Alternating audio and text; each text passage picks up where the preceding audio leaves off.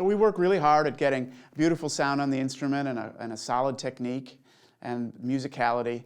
And sometimes composers write stuff that's just supposed to sound different or weird, and they employ these extended techniques. So it's really a good idea to start getting a sense of what's possible on the instrument and the kinds of things that might be called for, so that when you get a piece and have a week to work it up, you'll actually be able to spend some good time on fixing those little details and not learning new things.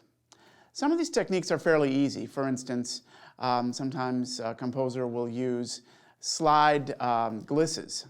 As you can see here, I'm just going to move the third valve slide out and get a gliss of a half a tone.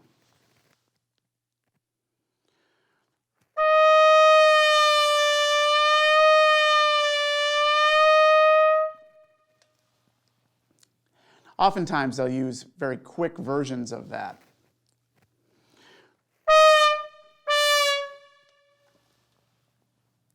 And so you'll have to practice getting the coordination together so that you can get the slide back in for the next note. That's a fairly easy one. Sometimes you'll see things like multiphonics, where you're asked to play one note and sing another. And that's something that takes a bit of practice. And so what I'll do is I'll start by playing one note and then try to get the singing voice in the right place. And then you'll be able to hear sort of a chord happen, and you'll know you've done it right.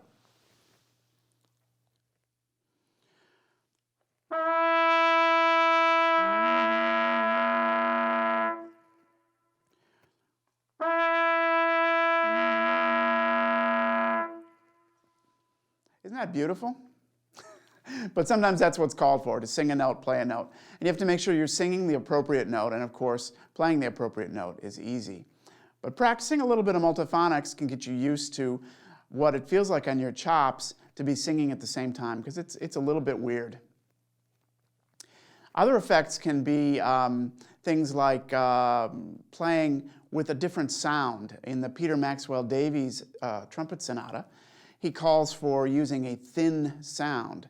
So at that point, you want to try to small everything up, the aperture, move the tongue forward, and see if you can just sort of get the kind of sound that you've been trying your entire career not to make.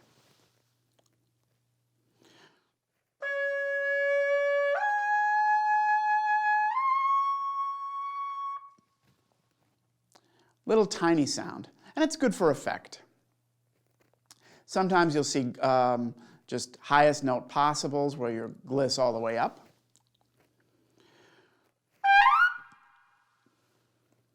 And then, of course, sometimes they'll call for pedal tones, which hopefully you've been practicing anyway, and you can make those happen. And sometimes there's very strange things, like in the Jolivet Concertino. Jolivet asks for you to flutter tongue and do a lip trill at the same time.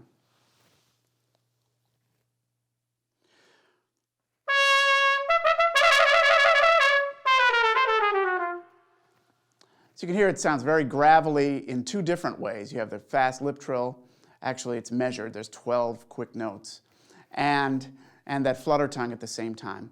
Of course, the way to practice that is to practice just the flutter tongue.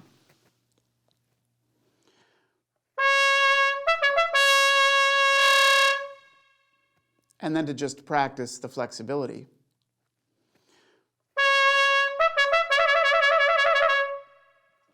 And then add it all together.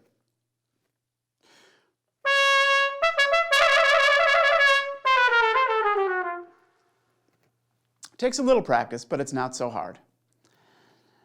And then, of course, composers will come up with other tricks, like perhaps loosening your valve caps to make clicking sounds. One composer, Matthias Pincher, in a piece called Osiris, which is a huge, basically a double concerto for trumpet and contrabass clarinet, uses an effect that he calls a tongue slap, where he wants you to tongue into the mouthpiece.